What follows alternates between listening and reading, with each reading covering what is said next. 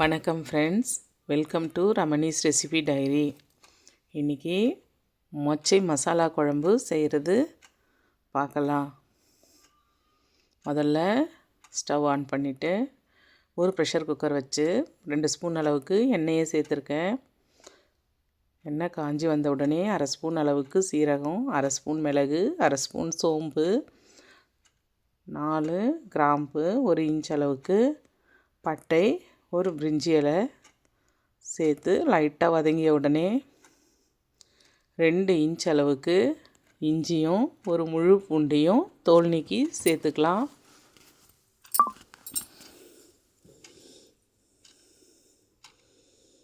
இது போல் சேர்த்து விட்டுட்டு லைட்டாக வதக்கி விட்டுட்டு கூடவே 2 பெரிய வெங்காயத்தை நீல வாக்கில் கட் பண்ணி சேர்த்துக்கலாம்.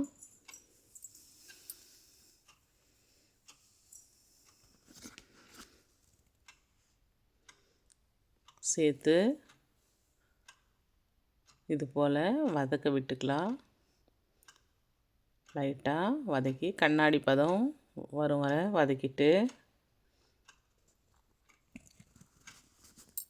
3 பெரிய தக்காளி கட் பண்ணி இது கூட சேர்த்துக்கலாம். நாம் புளிப்புத்தன்மை அதிகமாக வேணும்னா இன்னும் 2 டொமேட்டோ சேர்த்துக்கலாம்.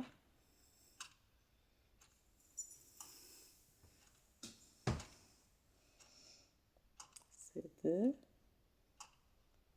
லேசாக வதங்கி வரட்டும். இந்த டிஷ்க்கு எண்ணெய் குறைவாகவே சேர்த்தா போதுமானது.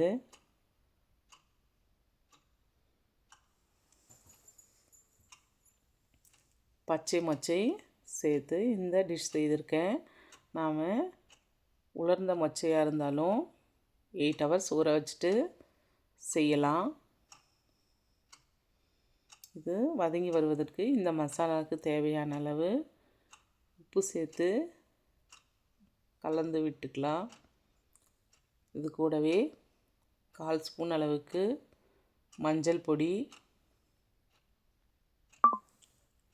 நமக்கு காரம் தேவையான அளவு காரப்பொடியும் சேர்த்துக்கலாம். தனி மிளகாய் பொடி சேர்த்துருக்கேன். இந்த மசாலா குழம்புக்கு காரம் கூட இருந்தால் டேஸ்ட் நல்லாயிருக்கும். மஞ்சள் பொடியும் காரப்பொடியும் கூடவே 3/4 ஸ்பூன் அளவுக்கு மல்லிப்பொடியும் சேர்த்து விட்டுக்கலாம்.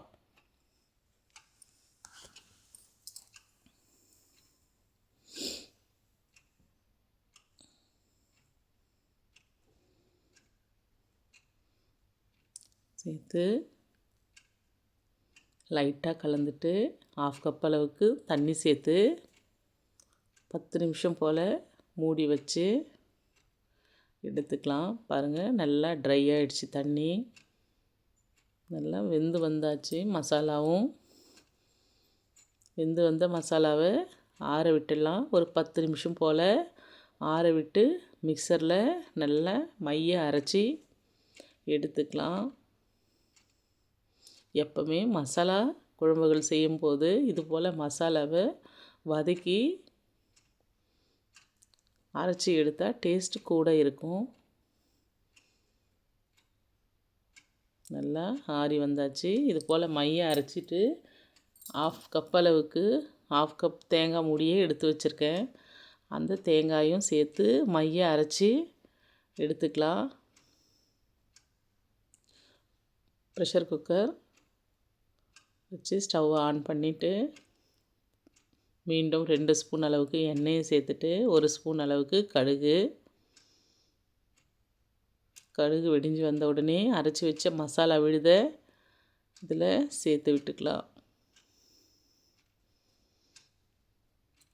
கூடவே மிக்சர் ஜாரில் தண்ணி சேர்த்து கலந்து சேர்த்து கூடவே 1/4 ஸ்பூன் அளவுக்கு பெருங்காய பொடியும் சேர்த்து நல்லா கலந்து விட்டுக்கலாம். பாருங்கள், நல்லா இந்த மசாலா கொதித்து வரணும்.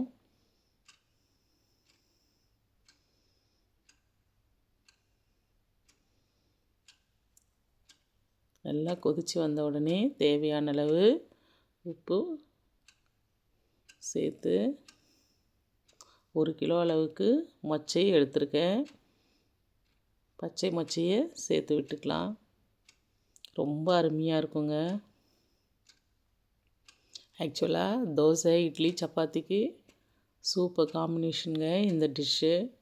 நல்லா கலந்து விட்டுட்டு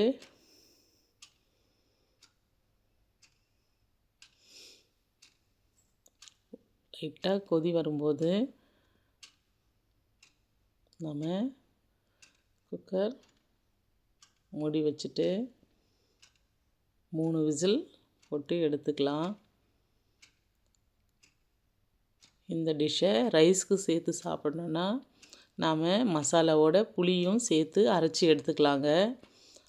இது போல் அரைச்சி எடுத்தோம்னா ரைஸ்க்கும் ரொம்ப நல்ல காம்பினேஷனாக இருக்கும்.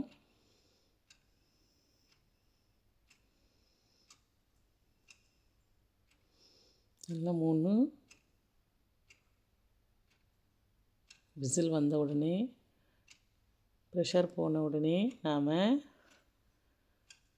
ப்ரெஷர் குக்கரை ஓப்பன் பண்ணி பார்க்கலாம். ரொம்ப அருமையாக வாசனையோட கமகமன்னு இருக்குங்க இந்த மசாலா மொச்சை குழம்பு.